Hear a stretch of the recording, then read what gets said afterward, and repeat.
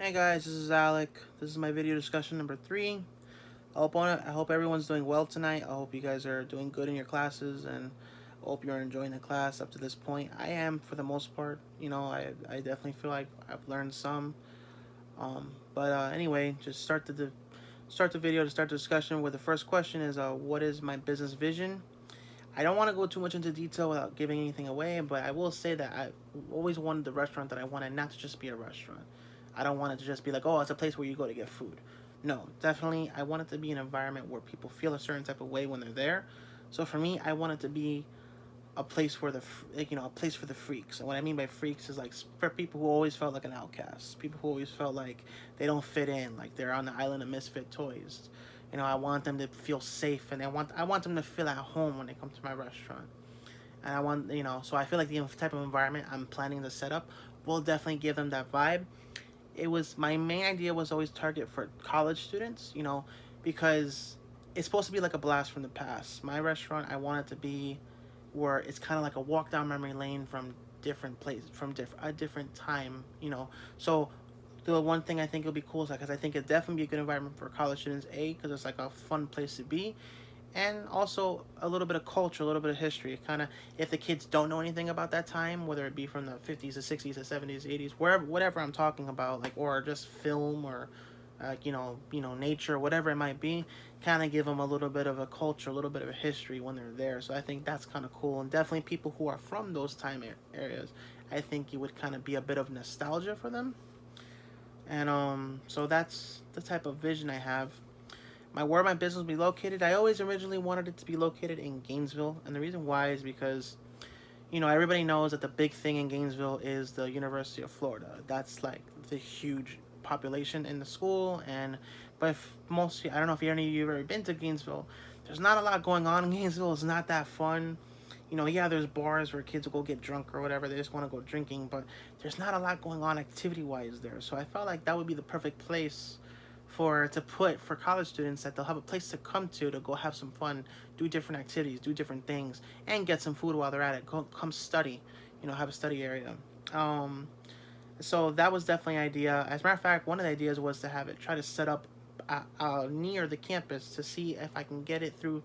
I probably have to do a lot of red tape, but hopefully get it to a point where I could use my restaurant as a meal plan for students, where they can use their financial aid to use as a meal plan for when they want to come eat.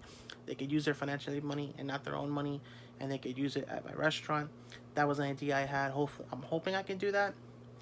And another location I was thinking about doing it was definitely Orlando, near Universal, Disney, around there, because I think it'll be the perfect environment for that as well, for given what I'm going for. But that would, honestly, doing in Orlando will be a lot more costly than Gainesville, because Gainesville is a lot cheaper there. How many employees will I need? I never had an actual number that I thought of when I haven't done too much planning. I'm not gonna lie, Professor Bergano, and to my classmates, I haven't been able to sit down and put too much planning into what, because I don't know exactly what to do, and I'm just trying to learn as I go. But I definitely need at least um, I always plan to have the business open from for breakfast, lunch, and dinner. So definitely it would probably be open from like 7 a.m. to as late as like 11 p.m. I would say. So and I think certain shifts would require more waiters than others. So morning shift probably a little less, maybe 4 or 5.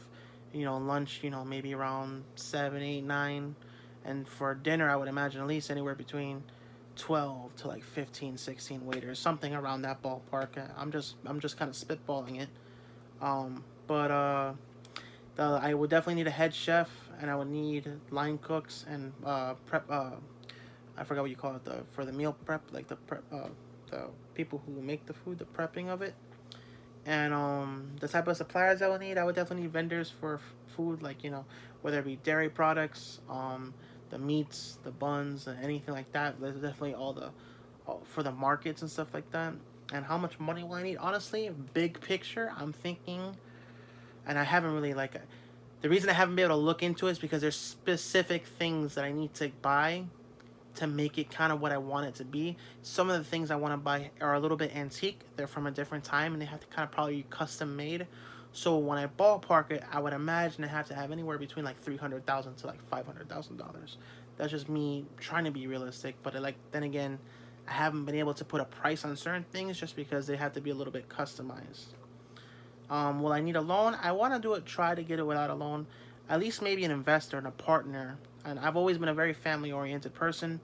I've always wanted to do this with my brother, or make it a family business. Some people say you shouldn't mix family and business, but I'm different. I've always wanted to bring people who are closest to me, and be involved because that's just who I am. That's my character. And I don't know how soon it will take for my products or service to become available because like for me, I want to be able to put at least $50,000 of my own money into my business, and the reason why is because I think that will attract more investors, because I feel like if investors sees how much money you're willing to put of your own money in it, they're gonna see how serious you are, and I think that that might open the door a little bit better of them wanting to invest with you. Also having a good game plan together. I definitely know I need to put a game plan together more.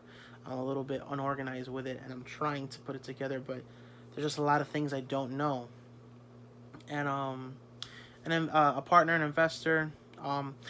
And like I said, I that's why I can't do a 9 to 5 job. So in order to even get that $50,000, my game plan was to always try to do something like mortgage or real estate for a while. Try to get some seed money through commission until I can put some money away to finally open up a business and maybe get partners and investors. And I try to want to stay away from a bank loan. Yeah, I don't even know if I'd get approved, but you know, I'm trying to steer away from that because I don't want to have to do that. But if it comes to it, I will, and hopefully I would get approved if I had to. Um, and yeah. So anyway, that's my discussion for tonight. I apologize going for a little bit over the time. I'm about 2 minutes over from what our typical discussions are, but for those of you who are going to listen and watch, I appreciate it, and I look forward to hearing your comments. Have a good night.